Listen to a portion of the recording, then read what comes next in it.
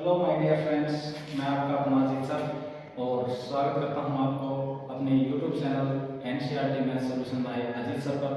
आज हम शुरू करेंगे 10th क्लास का एक ट्रिग्नोमेट्री चैप्टर जो कि 8 का चैप्टर है आपका, जो कि बिल्कुल नए सिरे से आपने इसके बारे में अब तक कुछ भी नहीं पढ़ा है, कुछ भी नहीं जानते हैं। तो उसको जानने के लिए हमारे को एक टेबल की आवश्यकता होती है और कुछ फॉर्मूलेज होते हैं। चैप्टर का नाम क्या है? त्रिकोणमिति, ट्रिगोनोमेट्री। तो उसको जानने के लिए आपके पास कुछ टर्म्स होती हैं। साइन थीटा होता है, कोस थीटा होता है, टेंजेंट थीटा होता है, कोसिकेंट थीटा होता है, सीकेंट थीटा होता है और टेंजेंट थीटा होता है। थीटा क्या होता है? थीटा होता है हमारा एंगल, जो भी हम एंगल लेते हैं। जैसे कि आप समझने के लिए ऐसे समझेंगे, हमारे पास एक एंगल है, क्या है? थीटा। थीटा क्या होगा? कोई भी एंगल होगा। जैसे हमने कोई भी एक ट्रायंगल बनाया, ये एक ट्रायंगल है। कैसी ट्रायंगल है? राइट एंगल ट्रायंगल है। राइट एंगल ट्रायंगल का मतलब ये एक पॉइंट है ए, ये है बी, ये है हमारा सी पॉइंट। तो हमारा ये हमेशा थीटा होता है, हमेशा ये क्या होता है? थीटा। जब हमने इसको एंगल माना, थीटा माना, तो इसके जो सामने वाली भुजा है वो क्या हो जाएगी? हमारी परपेंडिकुलर हो जाएगी। और ये हमारा क्या होता है? हाइपोटेन्यूज होता है। और ये हमारा क्या होता है? बेस होता है। अब मैं एक ही इसी प्रकार की एक और ट्रायंगल ऐसे बनाऊं तो हमारी क्या हो जाएगी? एक और ट्रायंगल हो गई ए बी सी। तो इसके अंदर ये हमेशा 90 डिग्री का एंगल होता है, आप लोग भी जानते हो। उसके बाद अगर मैं इस एंगल को थीटा मान लेता हूं तो इसके सामने वाली भुजा ये परपेंडिकुलर हो जाएगी, ये हमारा बेस हो जाएगा और ये क्या हो जाएगा? हाइपोटेन्यूज हो जाएगा। क्या हो जाएगा? हाइपोटेन्यूज हो जाएगा। तो ये तो था हमारा थीटा, जो एंगल होता है। और ये थीटा काम कहां पे आता है? तो उसके अंदर वैल्यूज होती है हमारी sin 30 डिग्री की, 0 डिग्री की, 45 डिग्री की, 90 डिग्री की, 60 डिग्री की। तो वैल्यूज आएंगी कहां से? तो उनके लिए एक टेबल होती है। तो टेबल को बच्चे रटते हैं, हम रटेंगे नहीं, हम करेंगे बिल्कुल उसको याद अच्छे प्रकार से। और याद भी नहीं करना है, सिर्फ मेरे साथ देखना है और आप लोगों को टेबल क्रिएट करनी आ जाएगी सिर्फ 2 मिनट में। देखिए कैसे। यहाँ पर होता है 0 डिग्री, यहाँ पर होता है 30 डिग्री, यहाँ पर होता है 45 डिग्री, यहाँ पर होता है 60 डिग्री और यहाँ पर होता है 90 डिग्री। ये लिख दिया है। उसके बाद हम यहाँ पर लिखते हैं sin थीटा, यहाँ पर लिखेंगे cos ऑफ थीटा, ये हो गया हमारा टेंजेंट थीटा, ये हो गया हमारा कोसिकेंट थीटा, ये हो गया हमारा सीकेंट थीटा और ये हो गया हमारा कोट थीटा। ठीक है। अब हम टेबल क्रिएट करनी स्टार्ट करेंगे। ऐसे आप लोगों ने इसको बना देना है। अब इनके नीचे क्या कैसे बनाएंगे? यहाँ पर 0 से स्टार्ट करेंगे। यहाँ पर है 0 और उसके अपॉन में लिखेंगे 4 और उसका रूट लगा देंगे। यहाँ पे लिखेंगे 1, उसके अपॉन में 4 लिखेंगे और यहाँ पर भी रूट लगा देंगे। यहाँ पर 2 लिख करके उसके नीचे 4 लिखेंगे और रूट लगा देंगे। यहाँ पर 3 लिखेंगे और उसके नीचे 4 लिखेंगे और उसका रूट लगा देंगे। और यहाँ पर 4 लिखेंगे और यहाँ पर उसके नीचे 4 लिख करके रूट लगा देंगे। उसके बाद अब हम क्या करेंगे? इसको सोल्व करेंगे। देखो 0 का रूट क्या होता है? हमेशा 0 होता है और 0 के डिवाइड में कुछ भी आ जाएगा तो 0 हो जाएगा। तो यहाँ पर क्या आ जाएगा? हमारे पास 0 आ जाएगा। उसके बाद 1 का रूट क्या होता है? हमारे पास 1 होता है। 4 का रूट क्या होता है? 2 होता है। तो इसकी वैल्यू हमारे पास sin 30 डिग्री की 1/2 आ जाएगी। इसी प्रकार से इसको कट कर देंगे। 2 1 जा 2, 2 2 जा 4। 1 का रूट हमेशा 1 और 4 का रूट हमेशा 4 का हमने काट दिया, हमारे पास 2 है तो 2 का रूट हमेशा √2 आ जाएगा। ऐसे ही √3 का हमारा क्या आ जाएगा? √3 आ जाएगा और 4 का रूट हमारे पास 2 आ जाएगा। 4 से 4 को कैंसिल कर देंगे, 1 आ जाएगा। अब हमारे पास चाहिए cos की वैल्यू। cos की वैल्यू कैसे आएगी? जो भी वैल्यूज हमारी sin की 0 डिग्री की वैल्यू है वो cos 90 डिग्री की वैल्यू होती है, तो हम इसको रिवर्स करके लिखेंगे। तो रिवर्स करेंगे तो 90 डिग्री की वैल्यू 0 पे आ जाएगी, 60 डिग्री की वैल्यू 30 डिग्री पे आ जाएगी। ये दोनों इक्वल होती हैं। उसके बाद हमारे पास क्या आ जाएगा? ये 1/√2 एज इट इज, ये 1/2 इधर आ जाएगा और ये 0 यहाँ पर आ जाएगी। ये हमारी cos की वैल्यू हो गई। इतनी बनानी आई। उसके बाद हमारे पास क्या होता है? sin थीटा, यहाँ पर आ गया टेंजेंट थीटा। टेंजेंट थीटा की एक प्रॉपर्टी होती है जो कि हमारे पास क्या होती है? sin थीटा अपॉन के अंदर cos ऑफ थीटा होता है इज इक्वल टू, हम इसको क्या लिखते हैं? टेंजेंट थीटा लिखा है। तो साइन थीटा की वैल्यू बटे में cos थीटा की वैल्यू अगर मैं कर दूं तो हमारे पास टेंजेंट थीटा की वैल्यू आ जाएगी। तो 0 के बटे में कुछ 1 करेंगे तो हमेशा क्या आएगा, यहाँ पर 0 आ जाएगी। उसके बाद अब 1/2 को और बटे के अंदर क्या करते हैं, ऐसे मैं कर दूं तो 1/2 बटे में क्या होगा √3/2 यानी कि sin थीटा की वैल्यू बटे में cos थीटा। तो ऐसे इस 2 से इस 2 को काट सकते हैं। तो यहाँ पर हमारे पास 30 डिग्री की वैल्यू क्या आ जाएगी 1/√3 आ जाएगी। तो इनको काटना नहीं है, ये मैंने तुम्हारे को एग्जांपल के लिए ही बताया था। तो ये वैल्यूज इनकी आ गई और नीचे हमारे पास हमारे को टेंजेंट 30 डिग्री की वैल्यू मिल गई। अब ये √2 से √2 कैंसिल हो जाएगा, 1 से 1 कैंसिल होकर के 1 आ जाएगी 45 डिग्री की वैल्यू। इससे 2 से 2 कैंसिल हो जाएगा, यहाँ पर √3 आ जाएगी। और 1/0 करेंगे तो हमारे पास क्या आ जाएगा भैया, अपरिभाषित आ जाएगा, इनफिनिटी बोलते हैं इसको। ये वाला सिंबल उल्टा 8, इसको ऐसे नहीं देखना है कि ये 8 को लेटा दिया गया है, ये 8 लेटाया नहीं है, ये सिंबल है इनफिनिटी का। ठीक है भाई। अब हमारे पास होता है कोसिकेंट थीटा। तो कोसिकेंट थीटा क्या होता है, कोसिकेंट थीटा हमेशा होता है 1/में sin थीटा। ये सभी फॉर्मूलेस भी मैं आपको इसी वीडियो में आगे करवाऊंगा। तो ये क्या हो जाएगा, कोसिकेंट जो थीटा होता है, कोसिकेंट थीटा वो होता है 1/में sin थीटा। तो अब हमारे को क्या करना है, सिर्फ ये सिंपल सी बात है कि कोसिकेंट थीटा के लिए हम जो sin की वैल्यू है उसको 1/में लिख देंगे। तो 0 को 1/में लिखेंगे तो ये भी क्या हो जाएगा, 1/0 करेंगे तो ये फिर से अपरिभाषित हो जाएगा। तो यहाँ पर भी अपरिभाषित आ जाएगा। 1/में 2 को लिखेंगे तो 2 ऊपर चला जाएगा, जैसे कि 1/में 1/2 लिखेंगे तो ये 2 ऊपर चला जाएगा। तो इसकी वैल्यू कितनी आ जाएगी, फिर यहाँ पर 2 आ जाएगी। इसी प्रकार से इसको लिखेंगे तो ये भी वैल्यू उल्टी हो जाएगी, ये √2 वैल्यू आ जाएगी। इसको भी उल्टा कर देंगे तो ये क्या हो जाएगा, 2/√3 आ जाएगा। इसको उल्टा करेंगे तो क्या आ जाएगा, 1 को तो उल्टा करो सीधा तो 1 का 1 ही रहता है। उसके बाद हमारे पास है सीकेंट थीटा। तो सीकेंट थीटा किसका उल्टा होता है, कोसिकेंट थीटा का, सॉरी भाई कोस थीटा का। किसका होता है, कोसिकेंट थीटा जो होता है हमारा वो कोस थीटा का 1/में कोस थीटा होता है। कोसिकेंट जो थीटा होता है वो क्या होता है, 1/में कोस थीटा होता है। तो इसको भी 1/में सभी की वैल्यू इसको करेंगे तो हमारे पास क्या आ जाएगा, 1/में 0, 1/में 1 आएगा तो हमारे पास क्या हो जाएगा, 1/में 1 आएगा तो 1 हो जाएगा। और 1/में इसको करेंगे तो क्या हो जाएगा, फिर चेंज हो जाएगा, 2/√3 हो जाएगा।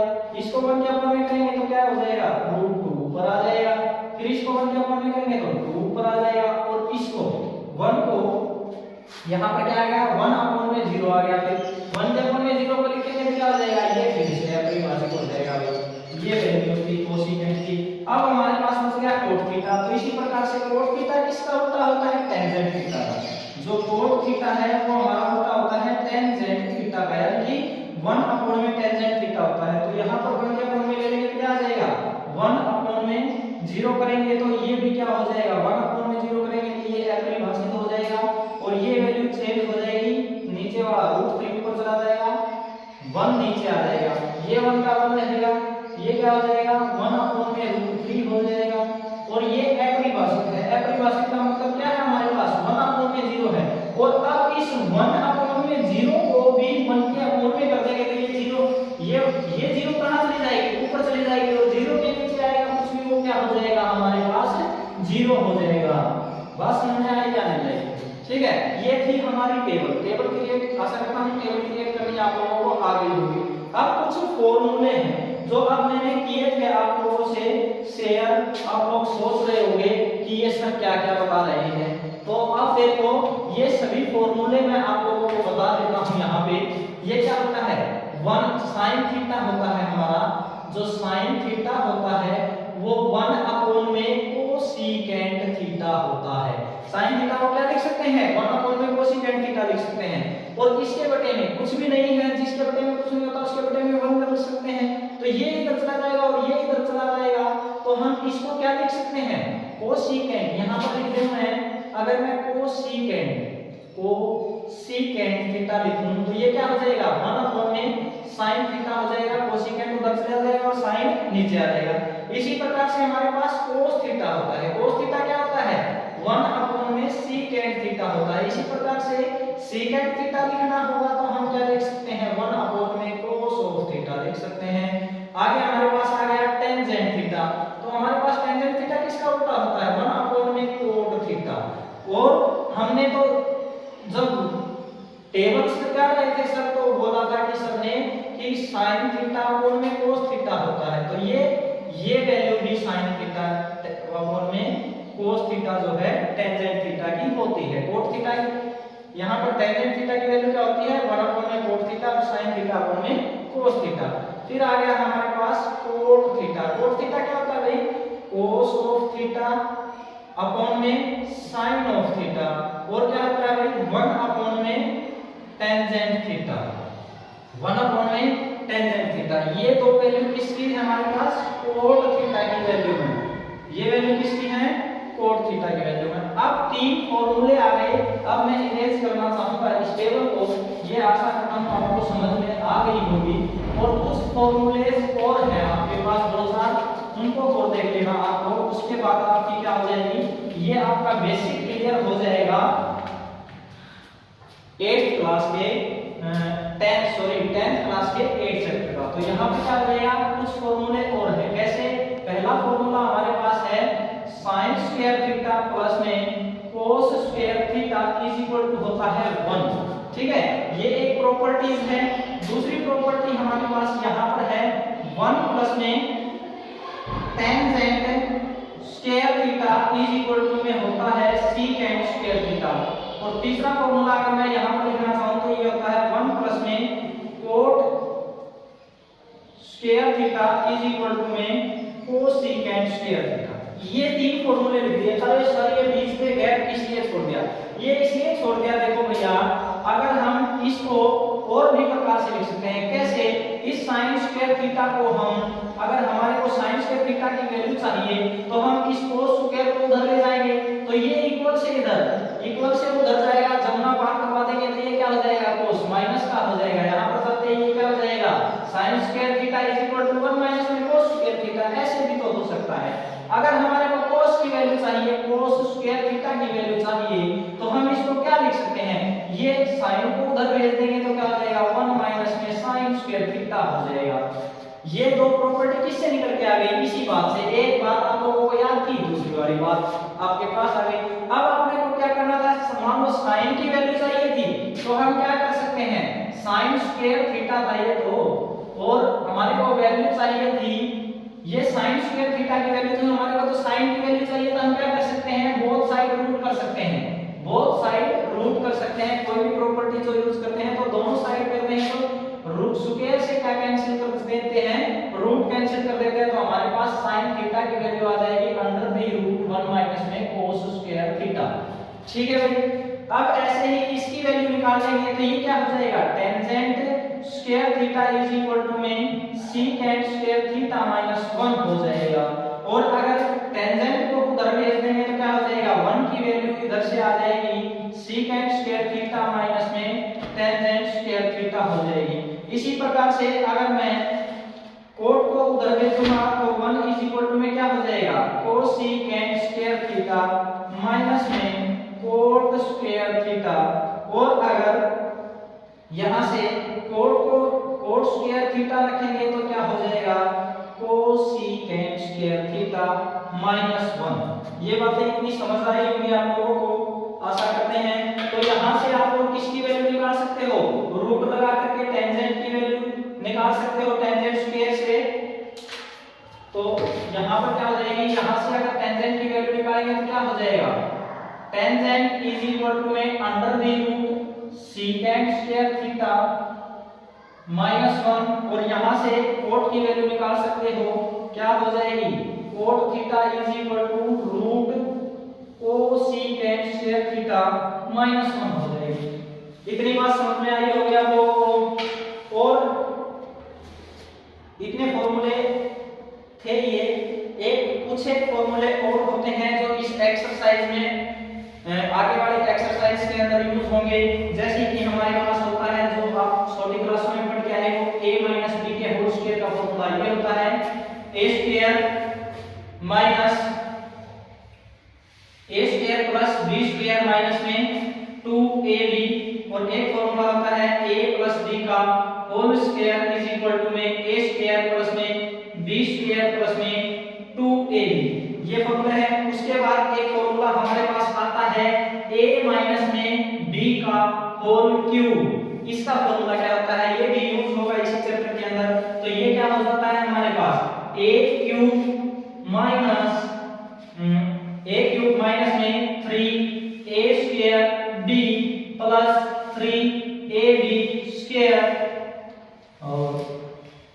माइनस बी क्यूब, ठीक है।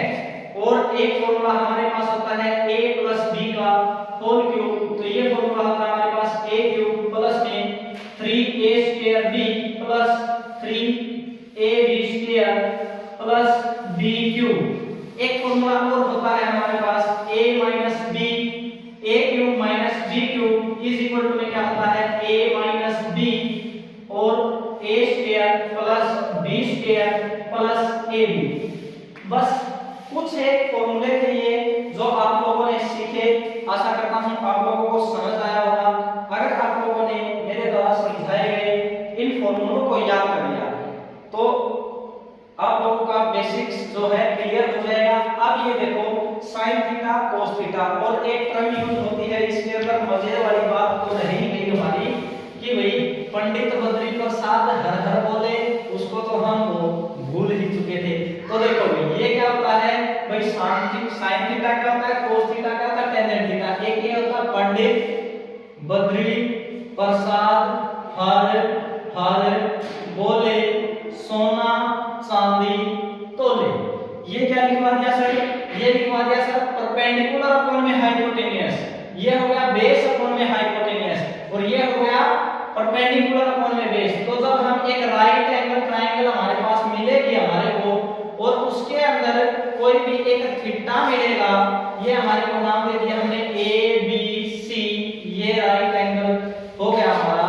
तो हमेशा क्या होगा, थीटे के सामने वाला एंगल परपेंडिकुलर, ये हमारा बेस, ये हमारा हाइपोटेन्यूस।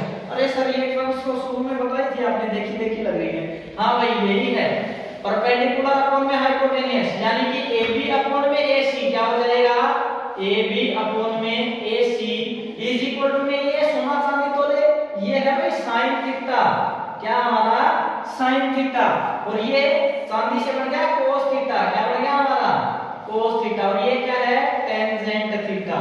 तो AB by AC perpendicular upon में हाइपोटेन्यूस क्या हो गया हमारा sin थीटा, बेस अपॉन में हाइपोटेन्यूस, ये रहा जी बेस, बेस अपॉन में हाइपोटेन्यूस, यानी कि BC अपॉन में AC, बेस अपॉन में हाइपोटेन्यूस, BC अपॉन में AC क्या हो जाएगा cos ऑफ थीटा हो जाएगा भाई। और ये क्या है हमारा परपेंडिकुलर अपॉन में बेस, यानी कि ये परपेंडिकुलर अपॉन में बेस, यानी कि AB अपॉन में BC इज इक्वल टू हमारे पास हो जाएगा टेंजेंट थीटा। ठीक है, अब आपका बेसिक बिल्कुल क्लियर है। आशा करता हूँ ये बातें पढ़ने के बाद आप लोगों को कुछ भी नहीं रहा होगा, और अगर कोई समस्या रहती है तो आप कमेंट में बताएं कि क्या दिक्कत परेशानी है, कुछ कर दिखाओ ऐसा कि दुनिया करना चाहे आपके जैसा।